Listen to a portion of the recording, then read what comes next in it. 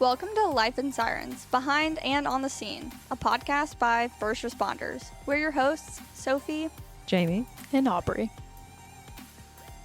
The content provided in this podcast is for informational and educational purposes only and should not be considered medical advice. The views and opinions expressed by the hosts and guests are their own and do not necessarily reflect the official policies or positions of any medical institutions, emergency medical services, or healthcare organizations. Patient privacy is a top priority, and all discussions involving real-world emergency situations are de-identified and altered to ensure confidentiality. Always consult with a qualified healthcare professional or your local EMS protocols before making any decisions regarding patient care or medical practices. Listener discretion is advised, as some topics may include discussions of real-world emergency situations.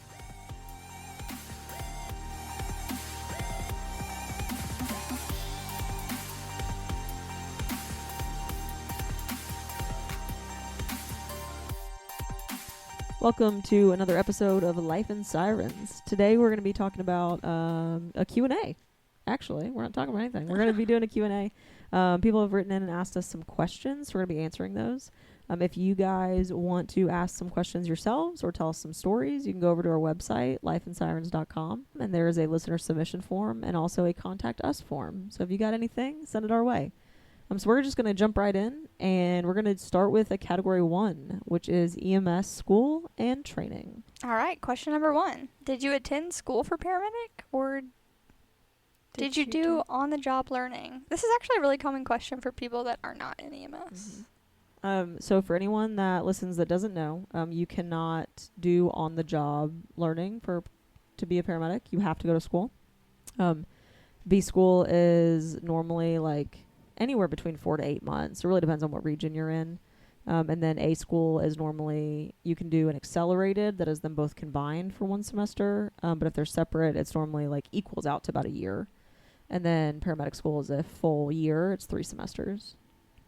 And then you do clinicals and everything with that. So there is some on-the-job learning, but it's within a program. And it's hundreds and hundreds and hundreds of hours. Yeah. Let me tell ya. Mm-hmm. So many. I've had like lay people, most of the time people in a gas station, Yes. be like, do you like need to be trained to do your job, or do you just like go get hired? Why is it always at a gas station? It is always Yeah. at a gas station. And I'm like, y'all think that I just like went and put this uniform on and I'm just like confident? Yeah. I guess. Nah, mean- bruh, no. I'm not a white male. The mean. What you mean? Misplaced confidence. Definitely ain't in this room. All right. This question says, getting overwhelmed in the first semester of paramedic school. Do you have any advice? I'm so sorry to let you know this. It is going to become more overwhelming. Time management. Yeah, it is drinking through a fire hose, and just know that you are not going to master every single topic. Put in the time, study the best you can, and just send it. I mean, it is a time management disaster, really. I'm honestly really bad about giving advice to people who are in paramedic school because they're like, oh, how'd you study? How'd you do this? I'm like, I didn't. Mm-mm. If it was not being done in a classroom or on a clinical, I was asleep. Mm-hmm. Correct. Yeah. I will say, I think that once you get past your first semester, it does start to kind of even out for you a little bit because you get into like a routine and you get to develop your study habits and kind of, if you've made it past the first semester, you probably have a pretty solid routine and it does kind of start evening out for you. So just hunker down. That's the advice. And things start to connect after the first semester. So it's less, like you start connecting the dots a little bit, and I would say it's more rewarding in that regard. So just hunker down, get her done. Yeah, you've got this. Just embrace the suck. Yeah. Best advice for a basic student wanting to do AEMT school over the summer. Do it. Yeah, a lot of, so not every state has to go to a school or intermediate EMT before they go to paramedic. Oh. Yeah, I did not know that until Mm-hmm. I started traveling for speaking. Yeah. But if you do have the opportunity to go to AEMT or some kind of intermediate EMT program before you go to paramedic school, I highly recommend it. Do it. Absolutely. Do it. It helps you master a lot of the hands-on aspect. Yep.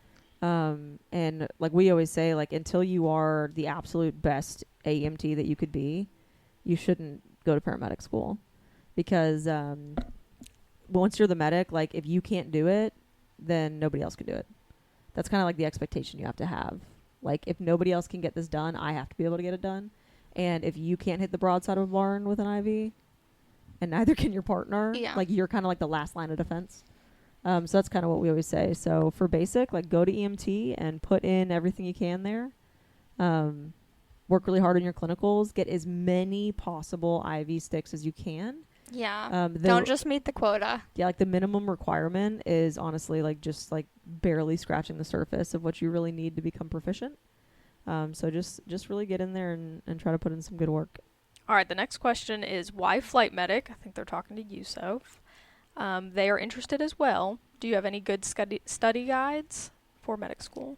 You know how in our last episode, we were talking about how scary it is when you become a new medic, and it was scary for a long time, but it was like unshakable fear. I kind of missed that, as crazy as it sounds. Like, I still have a healthy fear for things on the ground and everything, but I, with my ADHD self, was kind of just getting a little bored, and I needed something more for my brain. Chase the dopamine, man. Yeah, I needed more mental gymnastics than I was being offered. And I absolutely love it. Man, do I love it. It is, even if you're doing some silly, silly stuff, you're just flying around in the sky, and that is quite lovely. That's really cool. And there's just a lot more components than just EMS. There's also the avionics and things like that. So you have to learn more than your scope previously encountered. So that is why, as far as medic school study guides, this is the one I always recommend, and it is the McGraw-Hill Orange Book. Oh, yeah. It is a tried and true. Not all programs use it anymore, but they're still updating new editions, and that is what I recommend. So, it's tried and true. It's a game changer. Yeah, it has all your meds. It's just great. It's great. Got everything in it. And as far as, medic school and then flight, like, don't tunnel vision yourself. Everybody wants to be a flight medic because, I mean, why would you not? It sounds so cool. But like do ground, do critical care, do all the things. Like Soph has done all of those things too.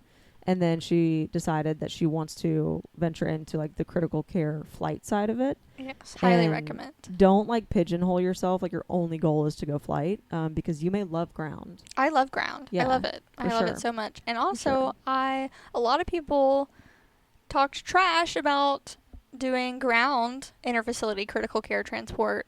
But I do more crazy things than I would encounter in there. Like, we've done ECMO, and, like, we do all kinds of cardiac devices. And just, like, you get really familiar with the ventilator. And, like, it is so important. And I'm so grateful that I did that first. And I had a great time. I love critical care. So, just because someone trash talks, like, interfacility or 911 or whatever it is, doesn't mean that you won't love it. I love it. There's a lot of people who absolutely hate it. And that is okay.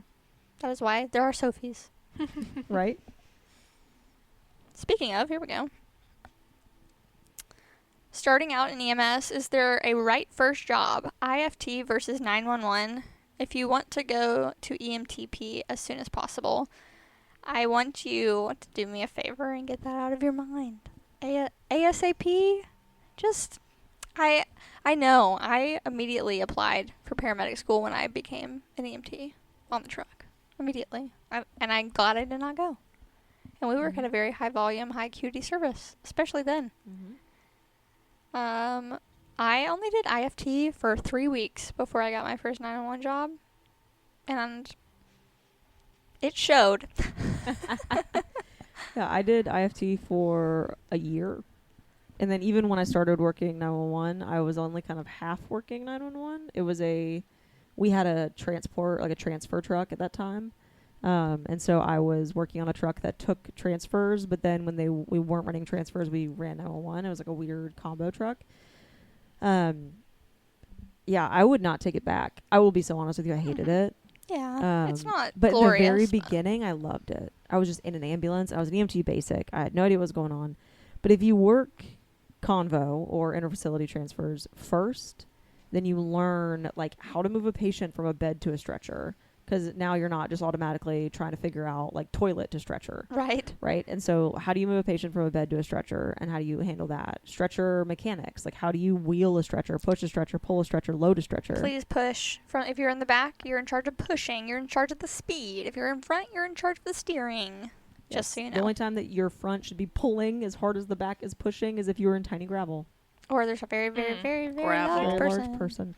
But I did that. You learn all of those things, and then you learn, like, read their meds, read their history, read the packets these facilities give you, and you can really learn how to, like, sift through those and learn stuff from them. And I think that that's really valuable too. So and learning how to communicate with other healthcare providers. Oh yeah, how to talk to, like, you know, floors, and how to lose your cool and then not lose your cool with them, because sometimes they'll be like, "Why do you want to know this? Just drive them." I am not a taxi. It's so frustrating.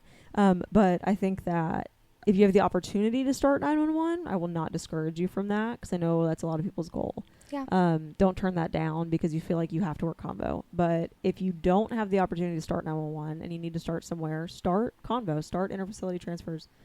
You can learn a lot there. You're probably going to make a lot more money too. Oh yeah, they pay way better. I literally took a 50% pay cut to work 911. Yeah, for sure. And then don't be so, like, driven to start paramedic school ASAP, because there is so much to learn as an EMT/AMT that you'll really be cutting yourself short if you don't do, like, at least a year on a truck prior to going to paramedic school. I want you to be able to say, I've got this. Like, I could handle this call if my paramedic suddenly collapsed. Yeah. Like, that's where you need to be before you go to For paramedic sure. school. For sure. Ooh, I like this one. Do you think accelerated paramedic programs are effective or risky? I think that they're risky. Yeah. I think I think it's already as accelerated as it can be. I think so too. I mean, think about how much you learn in one single year. Mm-hmm. And that's 3 semesters. How jam-packed that is. And it's still hard to, like, you know, really retain all of it. I think if you made it any shorter, I mean, it would be dangerous. Yeah, I completely agree. Or online programs that are, like, exclusively online for paramedic. Mm. I am not on board with that. And I No. feel like I can say this because I went to school during COVID. Yeah. And, like, our instructors were literally, like, petitioning the state to be like, please let them come in. We will make them sit in an auditorium. And there's, like, 19 of us. And that's how my first semester was on Zoom. And it is not good. We lost. It was, like, one of the smallest classes that they had. Yeah, because, I mean, it is a really hard thing to learn, like, online. Yeah. There's even like, nurse to paramedic bridge courses. That is ridiculous, in my opinion. And they're, like, 2 weeks. That doesn't make any sense to me. It's not the same job, Yeah, even that is close. wild. Yeah, I mean, it's wild. I mean, you could, like, the different things that you learn in each of those professions Yes. is wild. And, I mean, you could literally get out of that and, like, go kill somebody. It would be because- like me going to a 2-week program, or Yeah. any of us. Me. We're all paramedics. It would be like us going to a 2-week program for not physical therapy. That too, maybe, but, like, Mhm. respiratory therapy. Yeah. I think that's the same concept. I'm like, why would Absolutely. we do that? Yeah, Yeah. it would be. I mean, even if they just reversed it, like, if they were, like, paramedic to RN 2 weeks, like, They would never let what us if do I that. went and, like, worked med surge? Like, I got nothing. Yeah. Right. I don't know how to do any of that. Exactly. So I think that that would be, like, an example of an accelerated paramedic program that I think is just, like, so dangerous. I agree. That It is just just so already a risky. lot. There are some providers that, like, one of our friends did that, and she is a wildly competent ER nurse, and I think that she's an exception to the rule. Yeah, she's an outlier. Yeah. Like, she will do well, but I don't think that is the general rule. No. And it depends what you were doing first. Oh, for sure. But, like, for paramedicine, I don't think there's a lot that's comparable. Yeah. No, it is very unique. Very Absolutely. unique. So, yeah, dangerous. Here's a fun question. If you couldn't be a paramedic anymore, what job would you choose? I first would Oh, cry. God. Yeah, I'd be sad. After our period of mourning, what would you I would do all the things that we do on the side do? Yeah. and hope to make them more lucrative. But I would think I wouldn't be a field medic. I'm assuming I could go do, like, education or administration. Yeah. I think that I would beg the state to let me come work for them. Yeah. I would want to do something in EMS. I just love this job. I think if I couldn't be a medic anymore, I would probably go be a mid-level. Yeah, like a PA. Yeah. Yeah. Yeah, I'm probably going to do something like that. And Okay. maybe try to bully our state into letting mid-levels be field providers. That would be cool. It's never gonna. I know. It might. I'm just kidding. But it'd be really It's cool. gonna be a long time. Yeah. Right. If like a PA, like if you could Well, fly or like whatever. They can fly. Yeah. Oh, cool. I'll do that. They do that. They do at it, Vandy. Yeah. All right. Well, I'll go do that. All right. Still will be a paramedic, just with a different name. Yeah, I'm going to hack it. She's gonna hack the system. I would get into tech. I would learn how to code. Yes, you would. And I that would knew be the Aubrey end was of gonna it. pick something totally unhinged. All right, so That's I so need unhinged. somebody to kick Aubrey out of paramedicine so she can make us rich. No, I don't actually want that, Ugh. but just saying. Please Dang don't. it. I will cry a lot too Yeah, for that. Me too, but then she can boss a farm. Yeah. I am currently an EMT and want to be an ER nurse eventually, but questioning medic. Help?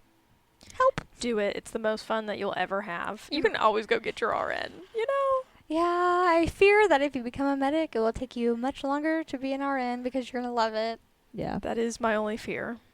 which is fine. We have a cool thing that happens with us is in the last semester of our local college, the students, it's a 4-year school, BSN, nursing program. They get to do, I think they call it community clinical, so they do a few. They do the truck, so they ride out with us on the truck. They do the health department, and they do nursing homes. So that is their like community medicine clinical class. And a lot of them have said, man, I wish I would have done this. Yeah, there has been quite a Yeah, few of them. anyone that is going ER, like anyone Yep. going emergency med, they're like, this is awesome. I know. You're right. It really is. I agree. I will say that if you do nursing, like if you want to go into ER nursing, your options for different kinds of medicine, like your doors are just bigger. There's Yeah. more room Yeah. for change, for upward movement. There's a lot there. And so if your goal is to not stay in the field that you start in, but like to progress and move forward and move up, nursing definitely has more opportunity for that. I would say if your goal is to, drive fast and do cool stuff, Yeah. EMS, It depends what kind of lifestyle you want. yeah, paramedicine really looks like that. Also, nursing is far more monetarily lucrative. And we have plenty of providers that I know and that we know that have become EMTs, and then they went to like PA school, or they went to do some other medical job where they just skipped over paramedic, and that is totally fine. Yeah. It does take a lot of time, and if you really, it's not your end goal. I'm not sure that, I think you learn a lot, but I'm not sure that it would like really prepare you. I think EMT prepares you just fine to complete a BSN or ASN program. Yeah, I would agree with that. Let's do this one. What made you decide to get into the medical field? Classic question. I did not know what the heck I wanted to be when I grew up, when I went to college. First, I was in school for nursing. And then I became a tech. And I said, ugh, I'm not doing this for the rest of my life. And I remained a tech while I changed my major twice. And then I changed my major to education, secondary education, so high school education I was double majoring in education and chemistry. What was going on there? I don't know, it lasted one semester. Our little There we go. genius. It lasted one semester, James. Okay, and then I took a hard left turn. I'm so sorry if you just heard that on my headset, but I took a hard left turn, and I said, you know what, I'm Like embracing. NASCAR? Yeah, just like we're going to get to that. It's on here. And decided I'm going to fully embrace where I'm going to school, which was Belmont. Yeah. And I'm going to get a fine arts degree in For the- digital communication and graphic design. And now look at you. It is working. It really it has is working. panned out. Wow. Well, you didn't see it coming, but Well, all that being said, it was very hard to find a job, and like pretty much you have to find an internship to get a job in this. Like it's so annoying, and it was like Nashville. So what was I thinking? At least it wasn't music. Okay. That is true. that's true. You could have been a commercial cellist. Man, that always made me question my whole identity when people would choose that for themselves. Well, I continued to be a tech. while I was looking for this other job. And then I realized that a 12-hour shift inside of a hospital is infinitely longer than any other shift that I've ever worked in my life, and I still stand true to that today. That is true. Absolutely is. Yeah. And I was like, I am so tired of coming into work when it's dark and leaving work when it's dark, and the whole world could be ending, and I wouldn't even know it because I'm inside these walls, and everyone's so mean to me, and I'm just working really hard, and I have 17 patients. It was just a lot. I said, you know what? I want one at a time. Yep. So then I went to EMT school, and I became a firefighter, and then I said, ew, I cannot possibly be a firefighter anymore. This is not for me. I like medicine. And then the rest is history. And now I fly in helicopters. It's crazy. It's so crazy. Cool. It's so cool. Yeah. When people, like, especially people that work in hospitals, ask us how we do 24s, I'm like, it's so much shorter, I promise. It really is. Don't even be stressed for us. It's easier than the 12s that you're doing. It sure is. It is so real. If you have not, if you work in EMS and you haven't worked 12-hour shifts in the hospital, go do it. Just do it once. Our program for EMT and paramedic, they have to work, or they have to do clinicals in the hospital. I know that's not the case for all programs. So just recommend it one time. It's eye-opening. Go do it, because when I worked in the ER, I would leave there more mentally exhausted than I would most 24-hour shifts. I mean, some shifts are just really draining, but like, feels like forever. Man, it feels like such a lot. Sometimes you'll just look up and it's only noon. Yeah, and you're like, what the heck? Or sometimes it's like 10 o'clock in the morning. And you're like, how what? Have I already seen 18,000 patients? Yeah, so it will make you appreciate the 24s. Absolutely. We've worked 24/48s. We worked 24/72s. I used to work I was a manager of a greenhouse before I got into EMS, and I once worked a 24-hour shift there doing manual labor. That is the weirdest thing I've ever heard in my life. Yeah, that's a whole other story. It's such a hardcore place. We made it a hardcore place. But I worked like at least 12-hour shifts in a greenhouse doing manual labor. The by far hardest shift schedule I have ever worked was night shift in an ER. 12-hour night shifts. Ugh, horrible. It's so absolutely long. Loved the job. Loved it. Had the time of my life. Hated the schedule. The hardest thing. Hardest for your mental health. Hardest on your body. Rough. Yeah, those like tile concrete floors really just like. Oh my god. Yeah. My god. Like we think our knees and hips are bad. Like, talk to a nurse. Well, how did you get into medicine? I graduated high school, had absolutely no idea what I wanted to do with my life. My mother said, I know what you want to do with your life. You want to get into medicine. And so I heard that and said, well, that is the last thing that I want to do with my life. So I did went to different colleges because I could not figure out what I wanted to do. I went to a school in Florida for a little bit. I moved back here. It was a cult. It was a cult, turns out. That is why I'm definitely afraid of accidentally joining another cult. Just some background information. I moved back here. I went to another local college. Still didn't know what I wanted to do. One of my friends at the time was in EMT school, and I did not even really know what all that was about. So I was just like, okay, that's cool. I ended up witnessing a wreck on the interstate coming home from downtown one night, and long story short, there ended up being an off-duty EMT that had pulled over and was starting to help, and he kind of like told me what to do, like what to hold, whatever. And now looking back, in my head at that time, that was the most traumatic scene. Like, it was crazy. There was a semi involved, so it was like kind of wild, but it was like the craziest thing ever. There's probably flames. There were no flames. It was wild. And I got back in my car after that, and I was like, that was the coolest thing ever, that I just got to show up with myself, no things, and that person had the knowledge to like know what to do and how to help people with nothing other than his hands. And I remember sitting in my car being like, if I could do that for the rest of my life, I would be happy. And so I talked to my friend who was in EMT school, and she got me in, and I have never looked back. And now you're a paramedic. Cool. And now I'm a medic. And now you know what was really happening on that wreck scene, and that little squirrely EMT was holding C-spine on somebody for no reason. That's what I was doing. I was holding C-spine on somebody who probably didn't need it. So that's amazing. Now it's so funny looking back with the clarity that you have now, being like, man, that was nothing. But it's so cool. On the outside looking in, it's wild. It's so cool. It's crazy. Oh yeah, that's like, you know, the bystanders that run around like really amped up, and we're like, bro, chill. Mm-hmm. But like, they don't know. It's so cool. No, Yeah. yeah, It's it's the crazy. wildest thing they've ever Yeah. experienced. We're like, this is our third one. Right. I had just graduated college. I also went to Belmont. Soph and I have a lot of weird intersecting It is things so about our weird. life. I just graduated college and I was going to go to PA school. That was the plan. And I needed clinical hours. I was really behind the 8 ball in college. I was just having a good time. I did not know I was supposed to have been like preparing for all these things the whole time. I was just like tinking around.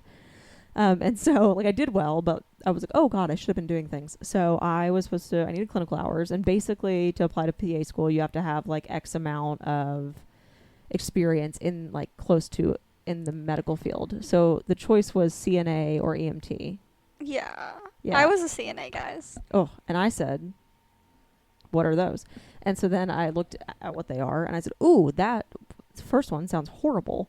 I will not be doing that. EMT it is. So I told my mother these things. I said, Lenny Bear, Lenny Bear. I need to be an EMT, I think. And she said, okay, cool, got you. Heard. So Lenny Bear got on the Google and started finding lots of things. I'm originally from Lexington. And so she said, hey, James, there is a basic class in Lexington that is 1 month.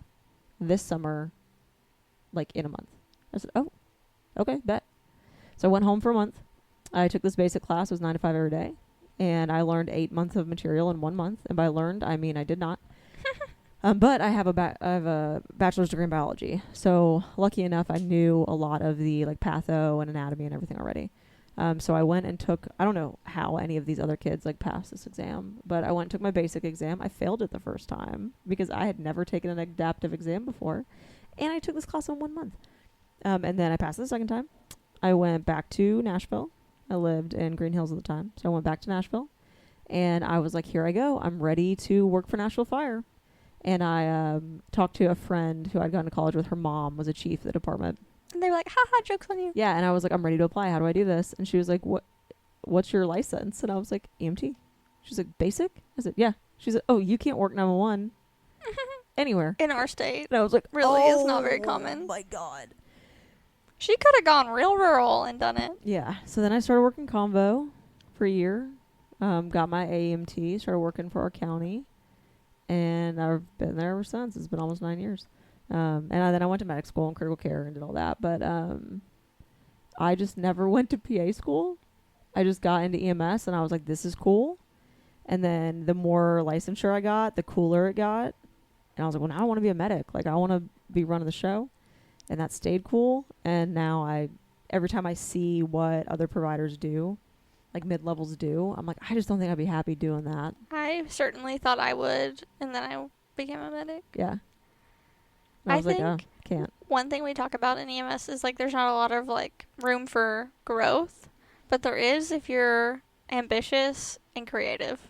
Yeah. True. That is very true. There absolutely is. You have to make it. Yeah. Yeah. That's the cool thing about EMS is it's so new. It's such a young profession that there is so much growth to be had. It's just so new that you have to make the growth. Yeah, like we don't know what it is yet. Yeah. Exactly. We're doing it right now. This is it. Yeah, This it's is pretty it. nifty. All right. We have 2 questions left. The second to last question is, how do you deal with being assertive but not labeled bitchy? This is a hill I'm going to die on. This is a tough question to answer because it is something that I don't know that we have the answer to, and it is something that we discuss pretty regularly because there is a very thin line between being in control and assertive and controlling a scene, like in short, having scene management, and being a bitch because of our, gender. Yeah, I think that this is one of those things that it is, we didn't do it. It's not fair, but it is something that we deal with and we have to manage, and it's kind of become our responsibility. So is it right that just because you're a female provider, you have to decide if being clear and concise makes you a bitch? That's trash. You shouldn't have to deal with that, but you do. And I think that for the most part, if your intention is to communicate clearly and be kind, then go for it. Like, I am direct. I am pretty assertive. And my tone is like, I'm not fucking around. Yeah, on scene. and you have to be assertive. Like, And yeah, I used to get lost as the leader of the scene yeah. because I was scared to be assertive because I Mhm. didn't want to get labeled as bitchy. Yep. But I think there's two main reasons you get labeled as bitchy. One is that you're very intelligent, you know what you're doing, and you can command a scene. And then the other side is you're chaotic, it's stressful, and you're trying to command the scene, but you're not getting it done right. Yes. I think those You are the have to two. be consistent because initially your interaction with them, they may be like, oh, she's a bitch. This little kid. But then the next 5, 6, 7, they're the same. They're consistent. And they start to realize, like, oh, this is not, like, personal. Like, you're truly just, like, managing a scene. Yeah. Consistency matters. Also, your tone matters. I would challenge you to be more flat than you feel like you normally are. Because any inflection in a higher-pitched female voice I was going to say, don't sound like a girl. is interpreted somewhere else. So I'm lucky enough to have a deeper voice that, honestly, men listen to me easier. And it sounds good on recording. Because my voice is a does. little bit deeper, but try to be flat. Try not to inflect a lot. Try to just be like, these are the facts. This is what I need you to do. Yeah. And if you can do that, then for the most part, providers learn that that is not the case for you, that you're just commanding a scene well. And be inclusive. Don't just command the scene and say, everyone get out of here. We're in charge now. You know, just, I think that's important. As long as everyone's feeling included and that they're able to do their job also, then even if you're a little more, I don't know, stern, which it probably just is coming off that way because you're a girl. Because you're supposed to be sweet baby angel. Yes. And kissing ass doesn't save lives. I like that. It's so true. Yep. And we've had to do this a few times, is that sometimes if you feel like you were maybe a little bit rascally on scene, maybe you got a little bit too loud, maybe you showed some semblance of emotion. Like, I'm so sorry. That was crazy. Whatever it is, go debrief with that crew. Or we had a crew member that we have a male supervisor. This is a male fire member that I told him that we were not going to give a medication that was inappropriate to give. And I said why it was inappropriate to give. It was not, I did not yell at him. I didn't tell him he was stupid. I just said, we're not going to do that, and this is why. On my ambulance. And he stormed out, like threw a tantrum, stormed out and said, get your girls. Oh, I remember this. Mm-hmm. Yeah, and something about an attitude. And, like, if we were male providers, that never would have happened. He never would have said that. And get your girls. Mm-hmm. But They've got themselves. But the way Get that them. Get we, your yeah, he pants on basically right. said, go put your women back in the kitchen. But Yeah. the way we handled that is we went and debriefed with them. I think that is something, there's something to be said with that. Like, forming a relationship, like, with each other as human beings, as, like, people, and not just as clinicians. Yeah. I think that's important because, like, getting to know someone, like, from a humanity standpoint, like, you may understand or, like, be less likely to have your feelings hurt when things get serious. And, like, these calls are elevated. Like, your emotions are elevated. Things are elevated. So even though we should all do the absolute best of our ability to, like, manage those things and control those things in ourselves, sometimes you can't. Sometimes you yell at another provider. Sometimes you get snarky and you raise your voice and you do the things. And you have to be a big enough person to then go apologize for how you handled it then. And I've had to do that on multiple occasions. And that's okay. Where I have been like, hey, it probably wasn't the best for me to shout that at you in the middle of a scene. Yeah. And you just have to own it and then try, like, not to be that person again. But sometimes you're labeled as bitchy because you are. Yeah.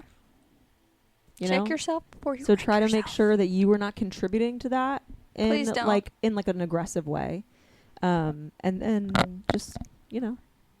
I do want to say that sometimes you can do everything right. And if you are very in tune with yourself and you know that you're being kind and you're being direct and you're doing the things that you need to do and you're saying the things that you should say, sometimes people are insecure and they still will label you a bitch. I just want y'all to know, one time, Fire got mad at Ashley. That's sweet, sweet Who is one of the woman. most passive, sweetest baby angels ever. Like, she's literally When I tell you this woman is the total package, she's adorable, she's smart, she's sweet, she will make you feel like you are just the best person in the world just by being around her. She really is like Mhm. salt of the earth human. Mhm. Absolutely. And never one time have I ever seen her look at anybody cross, ever. Mm-mm. Even if they were doing her so dirty. Oh, yeah. Okay? She puts up with so much. And they still thought she was being mean because she said, I'll get the IV because they had tried like 4 times and our patient was dying. And she said, I think I'll try. Yeah. So Yep. sometimes you can do everything right and Yes. people are going to still talk trash about you. And you'll encounter people that they're like what Soph said, they're just super insecure and they don't want you to be in charge, or they're not comfortable with you being in charge. You also, depending on where you work, so like clearly we're in the South, we're in a male dominated field. You have to recognize that a lot of the men that you work with have never been on a scene where there's a woman in charge. And sometimes they don't know how to control themselves or manage their own emotions. Emotional little critters. And so sometimes they don't know how to manage that feeling of like, why is this woman telling me what to do? And so just recognize, like, I like that you said, like, if you know yourself and you know you're being kind and you know you're being clear and concise with a good intention to manage that scene, you keep doing what you're doing. Let that roll off your back. Because that in the long run, with the progress that this world is making, it is going to be a disservice to them, not to you. Yeah. So you keep doing your thing and you let them keep living in the olden days. There will always be someone who has something to say. Yeah. And Aubrey and I just tell them that we can drive now. Sometimes that happens. Ashley and I one time showed up on a call and they were like, it was a little granny. And she was like, who drove you here? And I was like, Ashley drove us here. And she was like, what? Really? You guys drove? I'm so dead serious. That happened. Lastly is a question from Badge 502, Oh, the one yeah. and only. Thanks, buddy. Thanks for this one. This would be from you. It's super pertinent. Why did NASCAR choose to make lefts instead of rights? I mean, rights are nice too. Yeah, and actually Jamie looked it up. Yeah, actually, I do have a reason for you. So, when like car racing first began, it actually started on like dirt tracks and horse tracks. And horse tracks, they already went counterclockwise, so they were like, "Why reinvent the wheel, man? This is the direction we're going." And so they started going counterclockwise. Turns out there's also some safety benefits for it too. You have a better field of view, and because NASCAR started in the U.S., so we drive on the left. You have a better field of view around the apex of your turn. You also have more control in that apex. And then you are less likely to go into the wall because it's your passenger side that will hit the wall instead. Yeah, that's all I got. So there's your fun fact for the day. Before we go, though, I just want to pose one more question for all 3 of us. And this is fun. What is your EMS hill that you will die on? I mean, I have a few, but I think the one that I'm currently fixated on is... Yeah, current fixation. This definitely fluctuates. Yes, it does fluctuate. My current one is that we are not just here for emergencies. I know that that is something that we can get a little butthurt about when we go to like really silly things, seemingly silly things. But we are not just here for emergencies. We wear many hats. Somebody that I work with pretty often and just love her, she said it this way and it's really kind of stuck with me. We are basically on-the-go social workers. And that kind of ties in with what I said in the last episode about if you're going to be a voice for somebody, which if you are a paramedic, that is your job, to be a voice for people, to be a voice for the patients that you're caring for, then you have to be somebody, you have to be a voice that can be heard. And our job is not just pushing meds, intubating, pumping on chests. That's not our job. Our job is to be an advocate for our community. Yeah, it's a tough one to swallow, but it really is. Yeah. It's just, it's not all lights and sirens. It's not. It's not. I think. But it is all about life and sirens. Show is. Now it Oh is, my thanks to God. the show. It's a good little tie. It is. I think mine right now, I've had a lot of EMS hills to die on. It's okay. I mean, all the way Me too. from behaviorals to, I mean, man, I've died on a lot of hills. But I think that right now it is, we've been talking about it a lot, so I'm sorry if this is yours, Soph, it might be. Right now is do the things. Like, just because you are in close proximity to a hospital does not mean that you don't provide care. And so, like, if you have a 15-minute transport to the ER, or, let's cut down, let's say 5. You have 5-minute transport to the ER, but you are in this person's basement, and you decided that instead of getting an airway or bagging them or doing anything to help their current situation, you're just going to carry them upstairs and put them in your ambulance and drive them to the ER. Well, it only takes 6 minutes for brain death. So, like, I am really tired of hearing medics be like, well, we're just so close. Yeah, okay. And how long you going to hold the wall, buddy? Yeah. When you get there. And so when we really look at the time to care, not the time to room or time to whatever, but like truly the time to interventional care, when we take some of these patients in, I mean, it can be from the moment we see them to the moment someone actually intervenes, could be an hour, even if you only have a 15-minute transport. Could be more. Right? And so I think that that's really the hill I'm on right now, is that, like, you didn't sign up to be a medic to be an Uber driver. That's not why you wanted to get into paramedicine. And so if you want to do that, Uber's calling, and they, I think they pay better. I think they probably do. Yeah. So you can do that. In Nashville? Psh. Yeah, right? Dang. There's plenty of jobs for that. But if you're a medic, like, remember why you wanted to be a medic and intervene with your patients. Be responsible. Yeah. If these are, sometimes there are situations where, like, time to hospital is really the most important thing, but it's not as often as people make you think. So do the paramedic things, do the ACLS things, take care of your patients. Don't just dump it on a doctor because you're 5 minutes out. I agree. And I think that's a huge culture problem. And mine is similar to yours. And I completely agree. Mine is that our immediate, and this is going to vary depending on your service, so people might come at me for this, but I think that you should be assuming that it's going to be an ALS call every single time. Not only should you be assuming that it's an ALS call for transport, you should also be assuming that your refusal may require ALS assessment and digging, because personally, and people really just have come after me for this one, and I get that this doesn't work in all systems, and if all you have on scene is an EMT or an AMT, I am not asking that you call for ALS intercept because you have a refusal. Let's just get that out there right now. I'm saying if you have an EMT and a paramedic or 2 paramedics or whatever it is on your scene, I think it is your responsibility to that patient. They called for a reason, and now they're deciding they don't want to go, or someone called for them because they were concerned enough about them, to provide them every bit of assessment possible so they can make the most educated decision possible. This is not only going to protect your patient, their family, but also you and your family. And I will absolutely die on that hill. If it even crosses your mind that this person should go to the hospital, you should be doing every assessment measure possible. For sure. Even if they refuse, Right. like a 12 lead, I still thought it was necessary. Mm-hmm. Absolutely. And clearly there are so many calls we go on where the refusals are absolutely BLS. And that's fine. And that's fine. But don't write off the ones that aren't.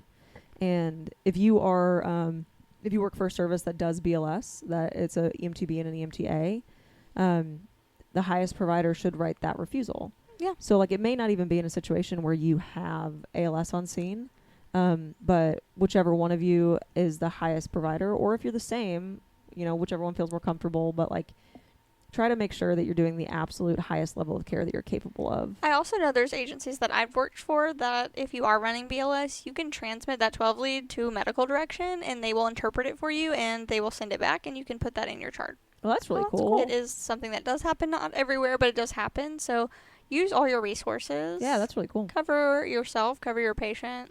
Yeah. Just cover this field. Yeah. Yeah. It really is, because we talk about EMS being young a lot, but, like, part of our youth means that it can go bad. They can take it away from us. Yeah, so we want to make sure that we're doing things well.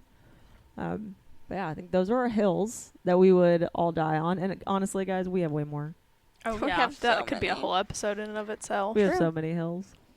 We're opinionated. We are. It is We the are. nature of our career, I believe. I think so too. And I think the things that we think are important may not be important to everyone, but that is why we are here and we are hosting this podcast, is that because we want you all to have long, fulfilling careers and we want you to save as many people as possible. Yeah. So, and tell us if you agree or you disagree or what you think is important, or if you think that nothing we think is important. We want to know. yeah, write into us. We want to hear all the things. That is what I think all three of us have learned over the last couple of years, just branching out and being able to travel across the country, is that it is so different everywhere you go.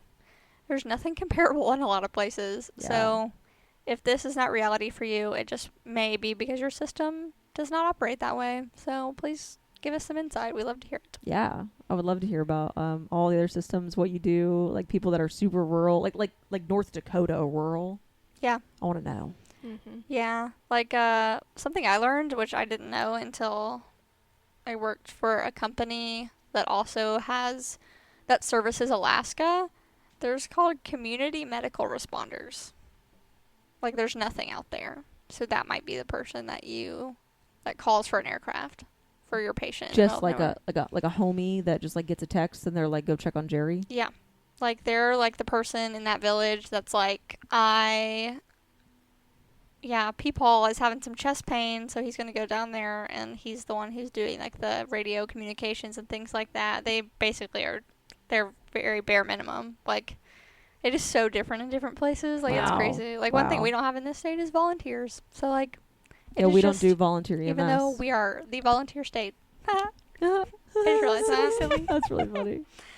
Well, thanks for listening, guys. Tell us all your opinions. We know you have them, and we know you don't agree with everything we say, so we want to hear it. And be safe, have fun, and don't drive your ambulance like it's NASCAR.